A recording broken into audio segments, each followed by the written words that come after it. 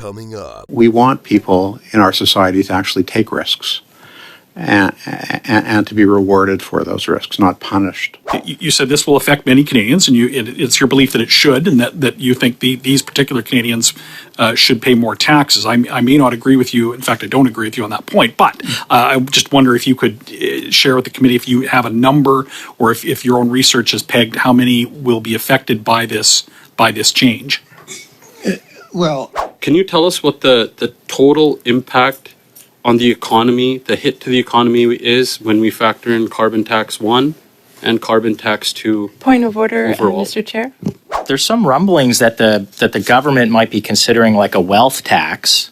I'm curious, you have some experience with capital gains and some clients. Have you had more people exploring leaving the country now after the capital gains tax? And what would happen if they brought in a wealth tax? This guy's garage. Like and subscribe. Chair, I had been hoping to ask my questions of Mr. Moody, but we have other great witnesses here as well, so I'll get right into it. MP Brand, sorry to interrupt this. You can pose your questions, and then those answers can come in writing, if you'd like. Well, it's better to have a conversation, Sure. Mr. Chair, but perhaps some other time. But in any event, Mr. Moody has made some excellent points and criticisms of the move by the government to increase the inclusion rate. So hopefully we'll be able to get him on before the end of the meeting so that he can tell my Liberal colleagues on the committee why it's such a bad idea. Now, Mr. Chafe, I listened to your comments with interest. When somebody enters the agricultural industry, whether it's to farm or to raise cattle, or whether it's to raise hogs for the pork industry, when they make that investment, they're taking a risk, are they not? Yes, it's a severe risk, and most of the time, people don't get into ag unless it's within a family operation. Yeah. Now, I mean, I'm not in that industry, but I remember very clearly, it's probably 20 years ago or so now, when the BSE crisis took place, and in the cattle industry, and the whole industry was just shut down.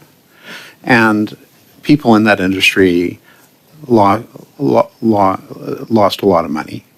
Some of them lost their herds, some of them lost their businesses, declared bankruptcies. Is that not correct? Yes, and the outfall of BSE is still upon us under some of the regulations that we're dealing with. Yeah, because one of the arguments that I keep hearing my colleagues in the other parties say is that, well, it's not fair that regular income earned through wages is taxed the same as earnings through capital gains. And there's a reason for that. And consecutive Canadian governments have always recognized that reason. It's that we want people in our society to actually take risks and to be rewarded for those risks, not punished for taking them. So if you must know of, for example, younger generations of farmers, would they, for example, consider not making the types of investments they might have otherwise made had the inclusion rate stayed at 50%? In other words, if they take that risk and they're successful, half of their gain would have been without tax. Yeah, well, I would say in any business that would be a concern, especially a younger person, because a lot of the money that you would generate and make within agriculture, you reinvest it back into the land and your buildings and your machinery to create income. And to have that tax inclusion raised to that 2/3 level takes away that part of that drive to take those risks. Yeah. Now, Mr. Giroux, I just wanted to ask you a couple of questions. You said you're going to be doing an analysis of how many people are going to be affected. Now, I realize you don't have the results of that analysis here, but I thought I'd just ask you what types of areas you're going to explore, because the Liberals have said that only 0.13% of Canadians are affected by the increase in the inclusion rate. And we've heard testimony from many people at this committee who are not in the 0.13%, including Larry the plumber from my home province of Manitoba, who laughed when I asked him if he was in the 0.13%, who was clearly affected by this change. But there are other areas where people could be drawn in, are there not? For example, corporations don't get that $250,000 threshold. That's got to be hundreds of thousands of people. Would it not be? Yes, the number of individuals and corporations affected is in the thousands. But to go back to the first part of your question, the analysis that we will undertake once we can link the data is to look at whether these dozens of thousands of people that are affected each year, will they be just one-off events in their lifetime, or will it be multiple occurrences throughout a taxpayer's life? Thank you. And we also be looking at indirect effects. For example, I think you mentioned that you would be. So, for example, publicly traded corporations, there are millions of shareholders in publicly traded corporations across the country. Many of them recognize capital gains, if not every year, often in the course of their business over the years. We'd be looking at that as well. Thank you for the question. We will be looking at how many corporations are affected either every year or once in a number of years. However, obviously for publicly traded corporation, we won't be able to link it to the shareholder. So that's going to be specifically for private corporation that we're going to make that link. What about, for example, the Canada Pension Plan? It is invested in corporations that also realize capital gains, is it not? Yes, so any corporations in that the CPP is invested in who would be subject to the capital gains inclusion rate, or any other pension plans. So it's possible that the Canada Pension Plan will be adversely affected by this change. I would say it's more than possible. It's very likely given that the CPP IB invests in publicly traded corporations that are Canadian. Thank you. So we know in Canada that 100% of a Canadian employment income is subject to tax, whereas 50% of capital gains up to $250,000 were included in their income. Now, with the changes we're proposing, we're bumping this up to 2/3 of any capital gains exceeding $250,000. Could you comment on who has benefited from this preferential treatment of capital gains in Canada, and then certainly any other information to try to dispel some of the comments that have been made?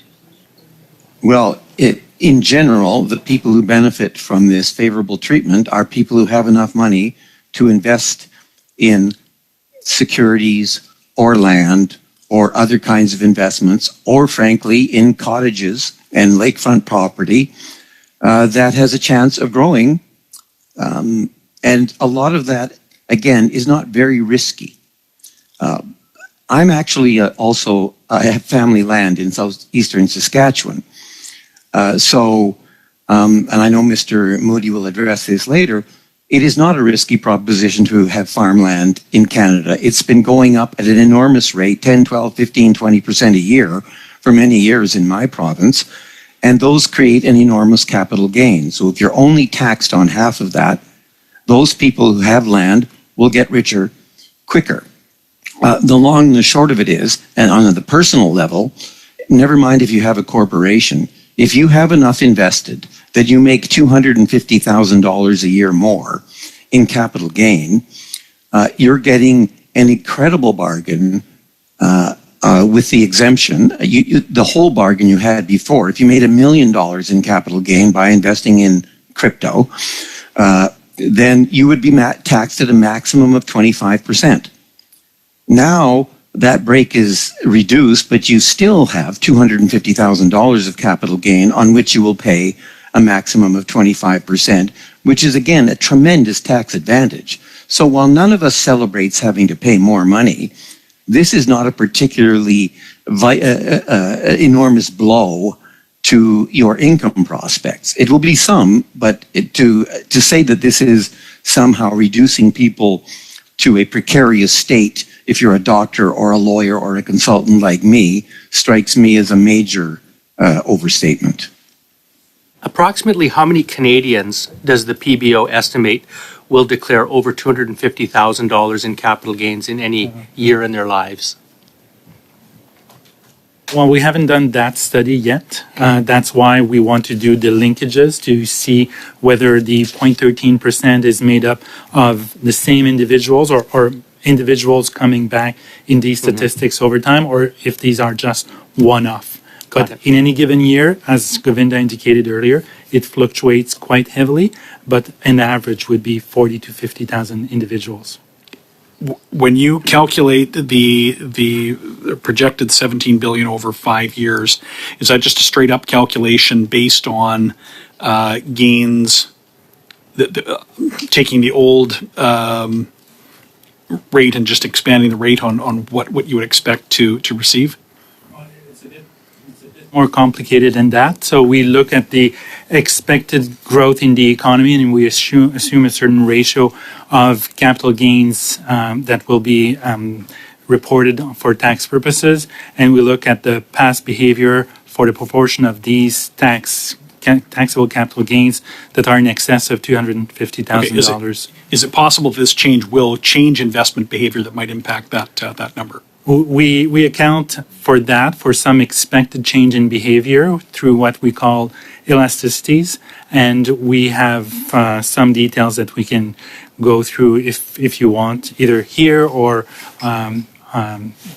in writing to the committee. So yes, we take into account a change in behavior. If you can table that would be helpful. Let me go to Mr. Lewis. In the very beginning of your opening statement, you had acknowledged that this change will affect many Canadians, including yourself, including many of the thousands, perhaps millions of Canadians that are self-employed, have a corporation, and particularly the ones with corporations, the ones that do not have the $250,000 exemption. So do you know, or from your own research, do you know how many Canadians you expect? You said this will affect many Canadians, and it's your belief that it should, and that you think these particular Canadians should pay more taxes. I may not agree with you. In fact, I don't agree with you on that point. But I just wonder if you could share with the committee if you have a number, or if your own research has pegged how many will be affected by this change. Well, I don't have the number, but we can speculate. If again, talking about self-employed people with Canadian privately controlled corporations like me, well, there's 80, 90,000 doctors in the country. There's a lot of lawyers in the country. There's a whole lot of people with small businesses in the country. So it would be, I'm guessing, in the low millions, potentially.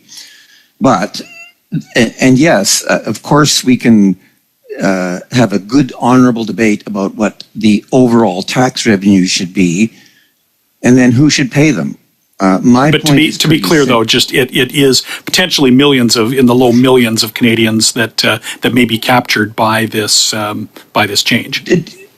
Yes, potentially. Thank you. Yes, that's an important because we've been repeatedly told by the government that it's some extraordinarily low number of Canadians that will be affected, and the lack of inclusion for the at least the $250,000 exemption really does specifically target those who have their small business set up legally as a corporation. So that's doctors, as you said, consultants, building contractors like plumbers, electricians, physiotherapists, a number of health professionals, any shop owner, a small business, a restaurateur, bars. Maybe I'm missing other categories of people. It's a pretty large group, though. Yes, it's a large group. And it's partly a large group because we allow a very large number of people to incorporate. And if you allowed everybody to incorporate, you would have exactly the same situation. The risk. The whole point I'm making here is that it's a tax advantage to be able to do this. We can argue about whether you think Thank you. it should be that way. Thank you. And this is very relevant in my little riding of Davenport in downtown West Toronto. I have a lot of immigrants, and the largest population I have is actually the Portuguese population. And when they first came in the 70s and 80s, many of them ended up buying a second house just because, to be honest, they had trouble finding jobs. And so what they ended up doing is buying a second house and renting it out. And so I know that you talked about how the capital gains inclusion rate, it was good for us to be increasing it because it has the appropriate impact on REITs. But how would you actually respond to someone who might have come here, had invested in some additional property really to sort of help form their living, and ultimately wants to sell it in order to be able to provide some sort of a legacy to their kids or grandkids? Yes, absolutely. I think that our focus in terms of the capital gains inclusion rate and who we see it impacting in terms of how it may benefit us with our affordable housing crisis is really those large corporations and those REITs, those financiers that have come into our housing market more and more. But we understand, especially in older communities, that many of these dwellings have been bought as secondary properties, that are investment properties. What I would say, and I admit that I myself am selling a secondary property in the next year and will in fact be taxed more for that. What I would say is it's better to be taxed when you have the money than when you don't. And that's exactly what's happening in this scenario. We're taxing people when they have the money available to them, and we're taxing them fairly. We're taxing them closer to what people pay when they make a wage. And that is actually critical for tax fairness. There's really no good reason to argue why someone who's been able to make an investment and buy equity and buy asset gets a lower tax rate than someone who hasn't been afforded that opportunity. There's been some suggestion that only entrepreneurs take risk, and that's why they justify this capital gains. But wage earners face the risk of job loss, economic downturns, company restructuring. They risk income instability, things like wage stagnation, reduced hours of benefits, losing funds due to inflation, health and safety risks, which could jeopardize a worker's earning potential. What do you have to say to those that say only entrepreneurs take risk when they enter the workplace to try to put food on the table for their families? I would say the biggest difference is that entrepreneurs take voluntary risks, and a whole lot of people lead precarious lives that are perpetually at risk because of structural inequalities and the fact that they do not get the same kind of benefits as people like me, even from our tax system, although it is at the lower end, pretty progressive and so on, but still.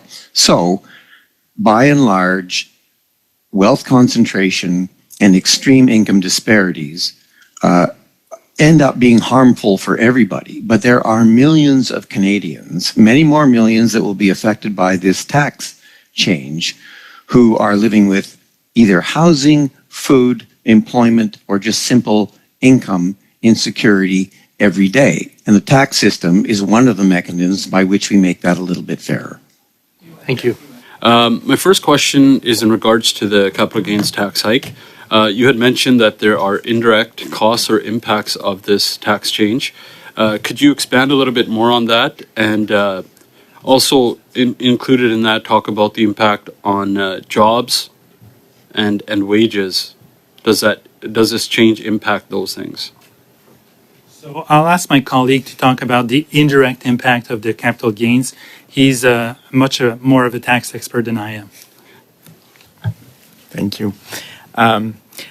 I think one of the main indirect impact that we've been specifically talking about and that we'll continue analyzing is individuals that own private corporations, so either self-employed or people running a business that are not directly affected personally when they file their T1 tax return on a given year, but because they own a corporation that realized capital gains, that corporation will pay higher taxes, which in turn means they'll have less less after-tax income available for them, which in turn will also impact personal income tax revenue if they distribute dividends to the shareholder or not, because these dividends will be taxed also in the hands of the shareholder. And then, of course, we can speculate about what other broader impact there are in terms of investment, employment, etc. One of the witnesses said that's not going to change his incentive, but maybe it will change incentives of others. So in your opinion, if this impacts investment, which also could include, let's say a business is thinking about scaling up here in Canada, and if this capital gains tax hike is going to impact them negatively, would that trickle down to impacting jobs and wages for current employees, in your opinion? I don't know specifically about wages, but when it comes to jobs, when you have mobile individuals or corporations and you increase the tax on some of their activities, then you tax something, you tend to get less of it. So if you tax investment or capital gains, you will tend to get less of it, so slightly less investment. Right, exactly. Okay, so thank you. And you know, just like the capital gains tax hike, it has cascading effects, much like something else, which we all know what the carbon tax does. And thank you for being open to taking other questions as well. I wanted to confirm a few things with you, Mr. Giroux, if you're okay with that. Can you tell us what the total impact on the economy, the hit to the economy is when we factor in carbon tax 1 and carbon tax 2? Point of order, overall? Mr. Chair. I probably missed it, but I'm just wondering for clarification purposes, when it was that there was agreement to talk about other issues during the Conservatives' capital gains study? Well, members can ask what they want, but we are on capital gains, MP Helen. Yeah.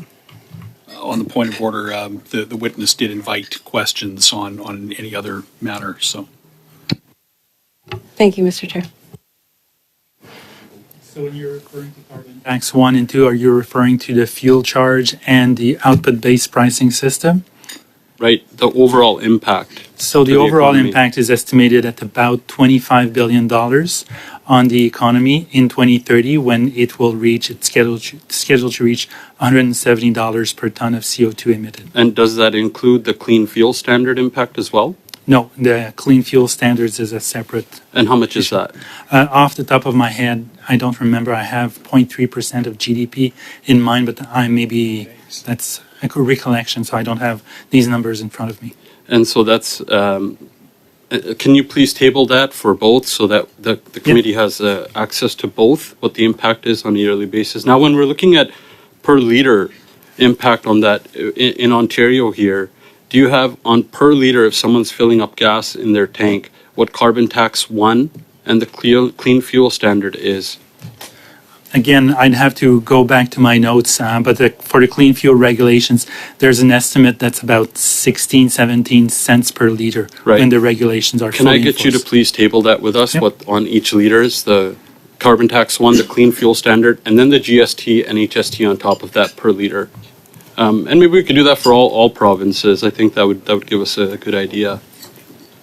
I'll move on. We're actually at the time. Okay. Thank you. And now we'll go to MP Baker. It's not as if the money will be paid to the government and disappear. It will be spent on something. The government has announced its intent in the budget to spend on certain programs, housing, and so on. Wouldn't it be appropriate to evaluate that impact? Well, it's a good point that comes up often. We will ask to evaluate the cost and the impact. Usually the government is very good about talking about the benefits of its proposals. When there's often an asymmetry is when you talk about the costs or the impact of certain measures.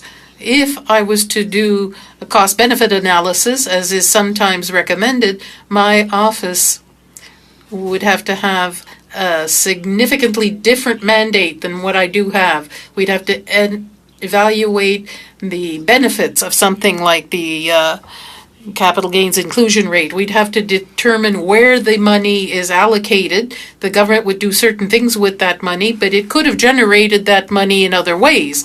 So it would force us to become policy analysts and to come out about the appropriateness of certain policies. So the cost-benefit analysis, that's why we just look at the cost. We allow parliamentarians to determine how they will divide the cost and the benefits. We provide information on the costs. The information is often very good on the benefits.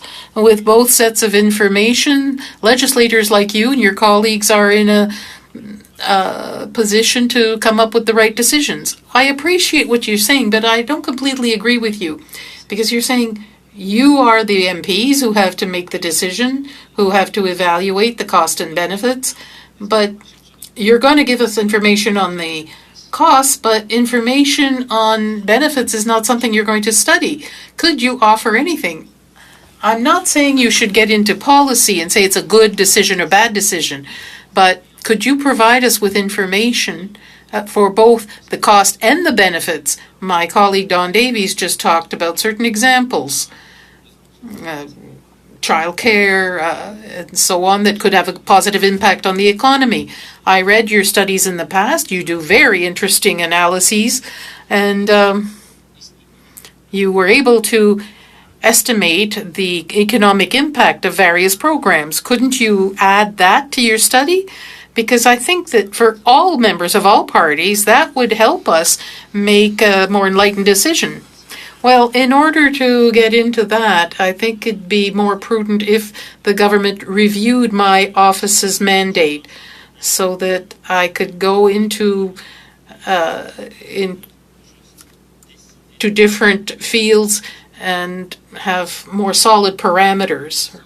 The conversations you're having with maybe the next generation farmers or current farmers who are thinking about exiting the business, from your feedback, are people more or less interested in entering the farming business after these changes were implemented? Well, it's a concern with that next generation coming into farming, because it's big dollars and it's big risk. And as I stated in my testimony earlier, the most important part of the capital gains within the farming is to have that intergenerational transfer exemption. And I can give you an example. My grandfather retired in early 90s, and when he sold his farms, and we used part of that intergenerational transfer to set myself and my brother up. And currently, we're going to use that to bring our next generation in, or two of my sons. Okay, thank you very much. And final question, because I'm going to be tight on time. It was suggested that people who have corporations, or maybe your farm's incorporated, well, they could just pull the money out and put it into an RSP. But what if your tractor goes down and you have to buy $1 million piece of machinery? Like, if you've pulled that money out of your corporate account, like, where would you get that from? Yeah, normally farmers don't invest in RRSPs, right, because they put everything back into the land and their equipment. Okay, thank you very much. That's perfect. I have to move fairly quickly here, so I apologize, but thank you. And Mr. Moody, there's some rumblings that the government might be considering like a wealth tax. I'm curious. You have some experience with capital gains and some clients. Have you had more people exploring leaving the country now after the capital gains tax, and what would happen if they brought in a wealth tax? Thanks, Mr. Chambers. I've written about this extensively in my weekly columns, and the short answer is things like a wealth tax, things like high personal tax rates, and now the capital gains inclusion rate. Despite some of the other witnesses' comments, that has a significant impact on people leaving Canada. And my office is just filled with cases that we're working on presently and have for quite a while. So just to confirm, Point of order, Mr. you've Chair. had more.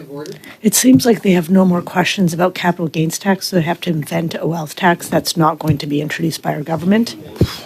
Thank you, MP. Yeah, so we will just, but we are on capital gains, if it could be relevant, but MP Chambers. Thank you, Mr. Chair. I assume I'll get that time back. It was with respect to, have you seen more inquiries into your office since the capital gains tax has been introduced? And if the government does a wealth tax, would it be even more? So I think we would get, I think that was a confirmation of yes, but Mr. Moody, if you could just give a yes or no that you've seen an increase in, whether you've seen an increase in inquiries in your office. The short answer is yes, a significant increase. Thank you very much.